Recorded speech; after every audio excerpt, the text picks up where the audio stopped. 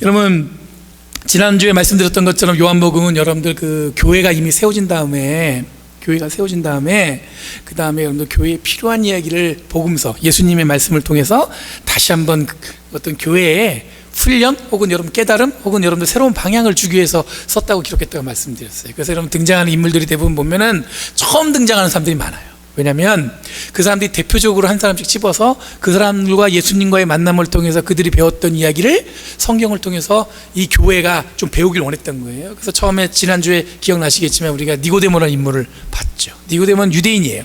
유대인 중에서 최고위층이었어요. 근데 그 사람을 등장시키면서 했던 건 뭐냐면, 그 주제는 여러분들 간단하게 거듭남이었지만, 그 거듭남에서 니고데모는 뭐라고 이해했냐면 어머니 뱃속에서 다시 태어난 걸로 이해한답니다. born again을, 의미를. 그러니까 지금 예수님이 말씀하신 다시 태어남과 니고데모가 이야기한 다시 태어남은 달라요. 그래서 그 답이 뭐냐면, 예수님께서는 하나님께서 이 세상을 이처럼 사랑하사 독생자 예수를 보내주셨으니 멸망치 않고를 어떻게 해요? 영생에 이르게 합니다. 그 말씀을 주신 거거든요. 그러니까 무슨 얘기냐면, 이 유대인의 그 니고데모 입을 통해서 보는 세상, 하나님에 대한 이해, 어떤 하나님의 구원에 대한 이해는 뭐냐면, 예수님이 얘기하신 것하고 차원이 완전 다른 거예요. 예수님은 이렇게 얘기하시는데 이 사람들은 보통 이렇게 얘기했어요. 오늘 등장하는 사마리아도 마찬가지예요. 여러분, 사마리아엔 여러분들 잘 아시는 얘기, 제가 많이 얘기했는데, 사마리아의 기호는 여러분들 유대인들에게 있어서는 굉장히 아픈 손가락과도 같아요. 왜냐하면 원래는 유대인이었는데 약소국, 국가가 약하고 그러니까 전쟁에 져서 옛날에 그 아수르라는 나라가 뭐랬냐면, 그 유대인들 갖다가 어떻게 했냐면 저기 다른 나라로 보내버리거나 아니면 다른 민족, 자기들이 점령한 다른 이방인을 데려다가 어떻게 했냐면 강제로 결혼을 시키는 거예요. 그래가지고 어떻게 해요? 피를 섞어버렸어요. 그리고 어떻게 해요? 그들의 정체성을 없애버리는 거예요. 그렇게 해서 태어난 족속이 보면 사마리아인들이에요. 이들로서는 굉장히 아프죠. 자기들이 일부러 오는 게 아니라 나라가 약하고 어렵고 힘들어지니까 어떻게 된 거예요? 망한 거예요. 망했기 때문에 망한 나라들이 겪은 고통이 뭐였냐면, 그 여러분들 자기들이 원치 않았지만 어떻게 됐어요? 피가 섞어버렸어요. 더 그들을 슬프게 한 게 뭐냐면, 여러분들 포로기가 끝나고 유대인들이 다시 여러분 예루살렘은 여러분 이스라엘로 돌아왔는데, 너무 이 사마리아도 기뻐갖고 환영했는데, 이 돌아온 사람들이 뭐라냐면, 당신들은 피가 섞였기 때문에 우리랑 같이 살 수 없다고 해서 선을 그어버려요. 그러니까 사마리아인들은 어떻게 돼요? 차별을 당하는 거죠. 그렇게 되면서 어떻게 되냐면, 여러분들 예루살렘 성전은 여러분들 유대인들이 모시는 성전이고, 그리심산에 사마리아인들은 따로 하나님께 예배드리는 성전을 짓는단 말이죠. 아픈 역사예요. 근데 오늘 등장한 사마리아 여인은 그 사마리안이라는 그 정체성도 있지만 또 한 가지 여인인데, 여러분들 그 여인 중에서도 가장 연약한 여인으로 등장하고 있습니다. 오늘 예수님께서 정오에 예수님이 제자들하고 쭉 가시다가 시장하셔서 그 우물가에 잠깐 앉으셨어요. 그래서 제자들이 배가 고프니까 마을에 들어가서 먹을 걸 찾아보겠다고 들어갔어요. 그러고 나서 여러분 예수님 혼자 계시는데, 정오라는 건 낮이에요. 그때 여러분들 여인이 물을 길러 우물가에 뚝 온 거예요. 근데 여러분들 정오란 개념은 어떤 개념이냐면, 여러분들 그 당시에 우물가는 여러분들 오늘날로 표현하면 사회적 관계를 형성하는 곳이에요. 무슨 얘기냐면, 여러분들 그 프레즈노하고 여러분들 그 이스라엘하고 기후가 비슷하다고 말씀드렸잖아요, 자주. 그럼 여러분들 정오에 우리가 여름에 밖에 나가서 막 뭘 한다는 것 자체를 생각해 보신 적 있으세요? 어때요? 이 프레즈노가 날씨가 엄청 뜨겁죠. 예? 근데 여러분들 고기도 그랬습니다. 그러니까 대부분 물을 언제 길러요? 아침에 일찍 와서 길러야 되는 거예요. 해가 뜨기 전에. 그러면 사람들이, 동네 사람들 다 모이듭니다. 그날 밥할 거, 씻을 거, 이 물을 기게 해서 다 몰려와요. 그 몰려오면 사람들이 거기서 뭐 하냐면, 소위 말해서 소셜 워크를 하는 거야. 가서 뭐 이런 얘기 저런 얘기, 뭐 너 누구네 집 얘기 들었어, 뭐 이런 얘기 들었어, 뭐 이런 얘기 나오는 거예요. 그럼 뭐예요? 그 안에 가십도 나오고, 어떨 때 보면은 그 안에서 여러분들 뭡니까? 저희들이 몰랐던 이야기도 듣게 되고, 그러면서 여러분들 뭐라 하게 되는 거예요? 사회적 관계를 맺는 거예요. 이 사람과 내가 더 가까워지기도 하고, 저 사람과 또 싸우기도 하고, 그런 워킹, 액티비티한 활동을 어디서 합니까? 우물가에서 하는 거예요. 근데 아무도 없는 시간에 이 여인이 물 길러 왔다는 얘기는, 이 여자는 뭘 하기 싫은 거야? 사람들하고 관계를 하기 싫은 거예요. 만나기 싫은 거예요. 그 사람과 이야기하고 소통하고 어떤 삶에 대한 어떤 조금이라도 나누기 싫은 거예요. 근데 그렇게 왔는데 누가 앉아 계세요? 예수님이 앉아 계신 거예요. 그러니까 이 여자는 애써 모른 척하고 자기 일만 하고 가려고 그러는데, 예수님이 말을 겁니다. 나한테 물을 다오. 그랬더니 여인이 뭐라고 그러냐면, 아니 당신 유대인인데 왜 저한테 말을 거십니까? 이게 여러분들 당시의 보편적인 속성이에요. 당신은 누군데 말할 것입니까? 당신은 누군데? 제가 유대인인, 나는 사마리아인인데 당신은 유대인인데 왜 저한테 말할 것입니까? 그랬더니 사마리아 여인이 그렇게 하니까 예수님께서 뭐라냐면, 내가 누구인지 알았다면 당신은 영원히 목마르지 않은 물을 먹을 텐데, 이 얘기를 했단 말이에요. 영원히 목마르지 않은 것에 사마리아 여인이 귀가 번쩍 뜨였어요. 영원히 목마르지 않는다는 건 뭐냐면, 안 그래도 곤욕이에요. 정오에 물을 길르러 우물가에 와서 물을 길른다는 게 이게 힘들잖아요. 그럼 목마르지 않는다는 거, 영원히 목마르지 않는다는 것은 뭐냐면, 이 여인의 생각은 무슨 얘기냐면, 물을 길르지 않아도, 여기 오지 않아도, 우물가에 오지 않아도 나는 어떻게 할 수 있어요? 영원히 물을 어떻게 할 수 있어요? 마실 수 있겠구나. 그러니까 두레박도 없는데 뭘로 그렇게 하십니까? 또 물어봐요. 예수님이 말씀하신 게 뭐냐면, 내가 영원히 목마르지 않다는 것은 여러분 뭐예요? 영생에 대한 얘기예요. 똑같죠? 니고데모하고 한 얘기하고 지금 한 얘기가 니고데모. 자, 이렇게 돼서 여인에 대해서 얘기했더니 갑자기 예수님이 갑자기 생뚱맞게 그럽니다. 당신은 남편이 5명이나 되네요. 그랬더니 이 여자가 깜짝 놀랍니다. 왜냐하면 그 여자가 왜 그 우물가에 아침에 오지 않은 이유 중에 하나는 뭐냐면, 자기가 꽁꽁 숨겨뒀던 뭐예요?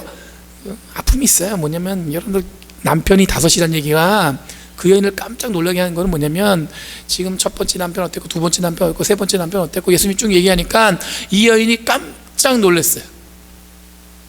그러면서 예수님을 달리 보죠. 여러분들, 내가 모르고 내가 꽁꽁 숨겼던 거를 알게 되면 어떻게 됩니까? 깜짝 놀랐죠. 여러분들, 아까 니고데모하고 사마리아 여인하고 이 생각의 방향이 예수님과 다르다고 말씀드렸어요. 그렇죠? 예수님이 방향하신 것은 이쪽인데 자꾸 이 사람들은 어느 쪽에, 다른 쪽을 보고 있다고 말씀드렸잖아요. 근데 여러분들, 이 요한복음은 여러분 그 말씀을 그러니까 잘 듣고 예수님 방향으로 여러분 생각을 바꾸세요, 이렇게 얘기하는 게 아니라, 그렇게 다르게 생각하는 우리 자신을 주님을 만나면서 어떻게 되는 거예요? 확인하게 된다는 거예요. 그 여인은 주님을 만나면서 자기가 어떤 여자인지 알게 됐습니다. 자기한테 무엇이 상처인지 알게 됐습니다. 그리고 자기한테 뭐가 가장 고통스러운지 알게 된 거예요. 우리도 마찬가지예요. 예수님을 만나는 순간 내가 누구인지 알게 되는 거예요. 내가 이런 사람이었구나.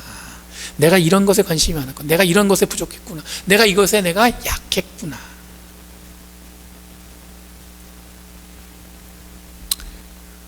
제자들이 여러분 먹을 걸 가져왔습니다. 그러고 나서 이제 예수님한테 먹으러 갔더니 예수님 뭐라고 말씀하시냐면은, 나의 양식은 나를 보내신 분 뜻을 행하고 그분의 일을 이루는 것이다. 나에게는 너희가 알지 못하는 먹을 양식이 있다. 그러니까 제자들이 뭐라고 하냐면, 아니 우리가 음식을 갖고 오기 전에 뭘 드셨단 말이에요? 이거죠. 똑같은 지금 태도예요. 뭐냐면, 처음에 니고데모가 그랬던 것처럼 거듭남 얘기했을 때 다시 어머니 뱃속으로 들어갔다 오는 말이에요. 두 번째, 영원히 목마를 물 얘기했을 때 이 여인은 뭐 했어요? 그러면 두레박이 있는데 그 두레박이 그 안에는 늘 물이 차고 넘친다는 얘기예요. 근데 오늘 본문에 또 얘기는, 제자들은 또 뭐라고 그랬냐면, 제자들에게 이 얘기를, 나는 지금 너희들이 알지 못하는 먹을 양식이 있다. 그러니까 예수님이 지금 우리가 음식을 갖고 오기 전에 뭘 드셨단 말이에요. 그게 무슨 얘기냐면, 자꾸 예수님이 원하는 거하고 그들이 얘기하는 거하고 얘기가 맞지 않아요. 그러니까 요한복음은 뭐 하는 거냐면, 효과적으로 여러분들 그 교회에 예수님이 원하시고 그리고 교회가 기억해야 될 것을 알리기 위해서 효과적으로 늘 어떻게 하냐면, 우리가 늘 보편적으로 기본적으로 생각하는 이야기와 예수님의 가르침을 어떻게 두냐면 평행선에 두고 있어요. 평행선에 두고 있다는 것은 여러분들, 우리로 하여금 읽는 이 요한복음을 읽는 사람들로 하여금 뭐예요? 그 평행선을 통해서 예수님의 말씀이 무엇인지를 확하게 읽어낼 수 있게 해주려고 그렇게 했다는 얘기예요.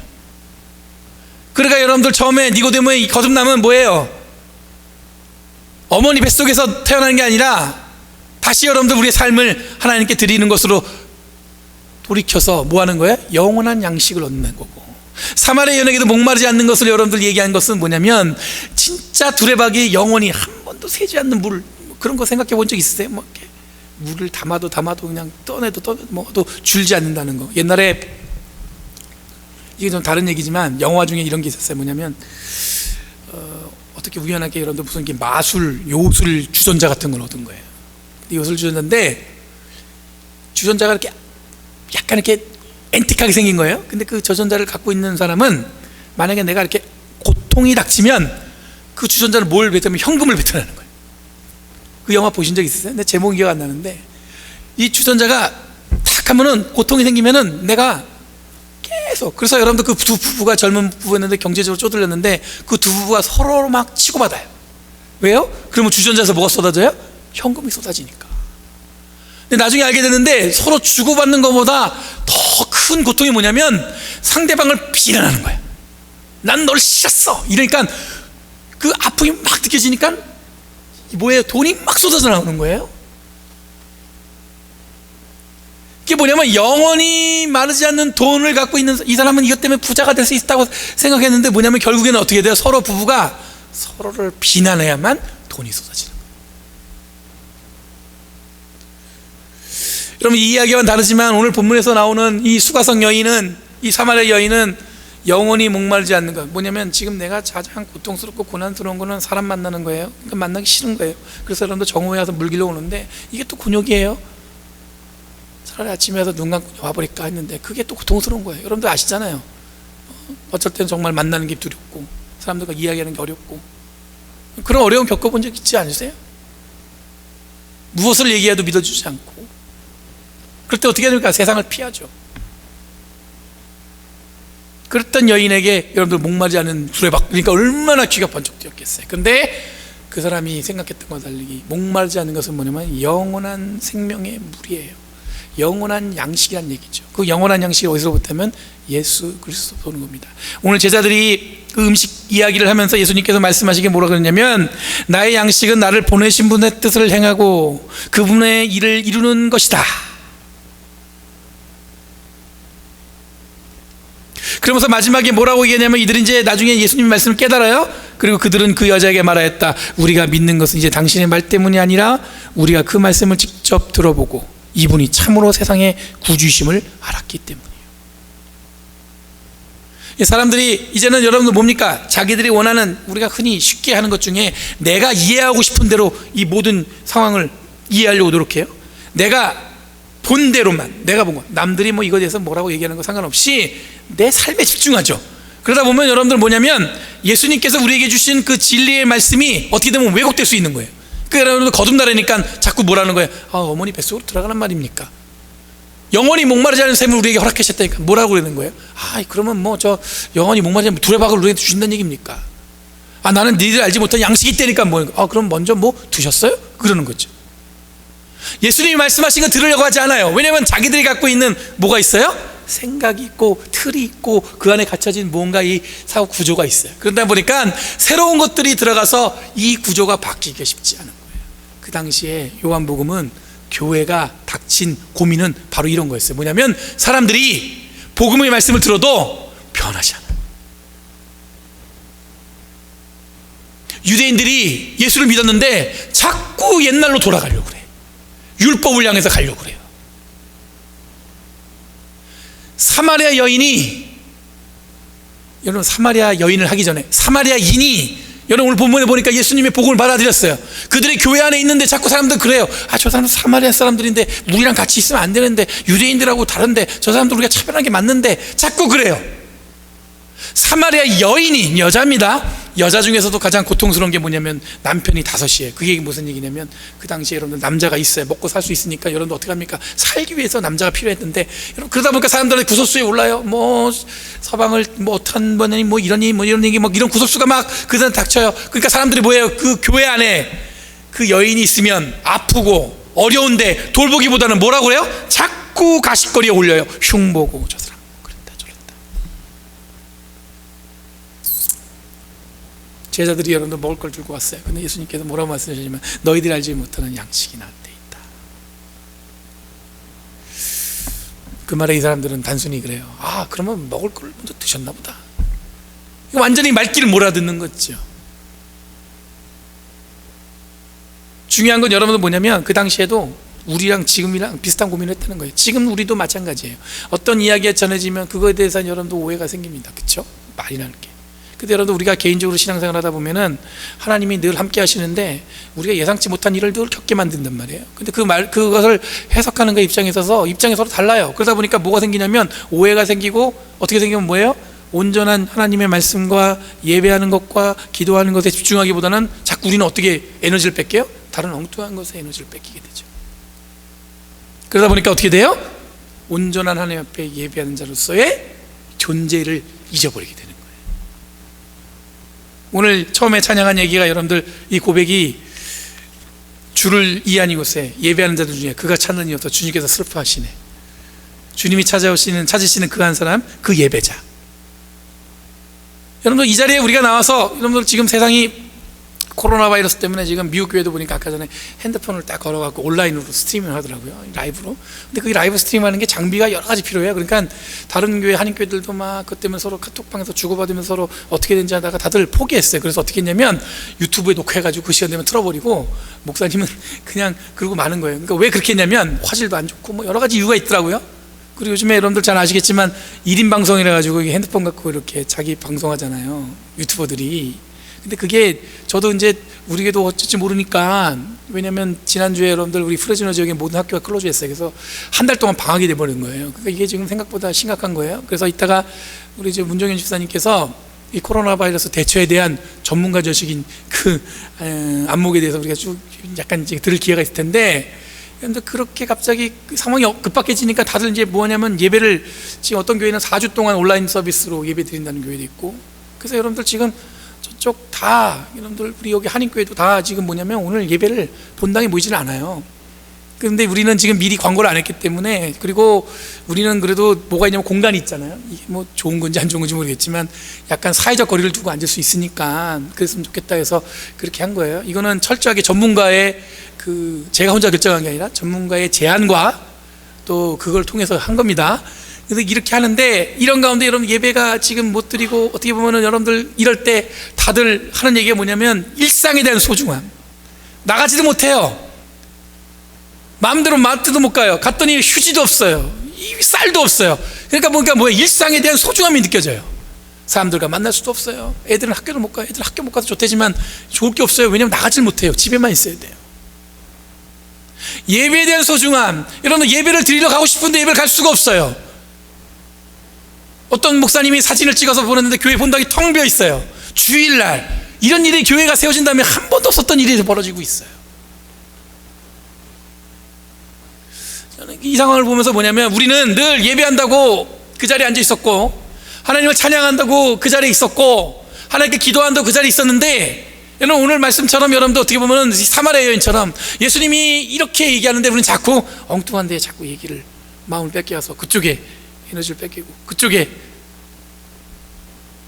그러니까 방향을 잃어버려서 어쩔 때는 여러분도 뭐냐면 내가 예수님을 믿는 사람인지, 아니면 그냥 어떻게 보면 이 목사들도 마찬가지죠. 여러분들한테만 그런 게 아니에요. 목회자들도 마찬가지예요.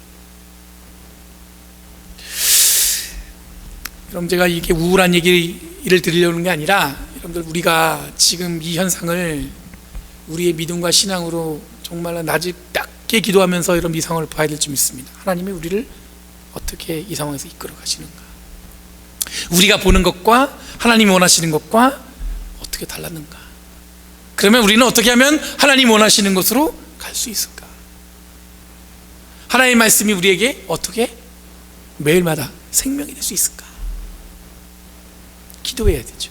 그것을 위해서 여러분들 우리가 알아가려고 노력해야겠죠.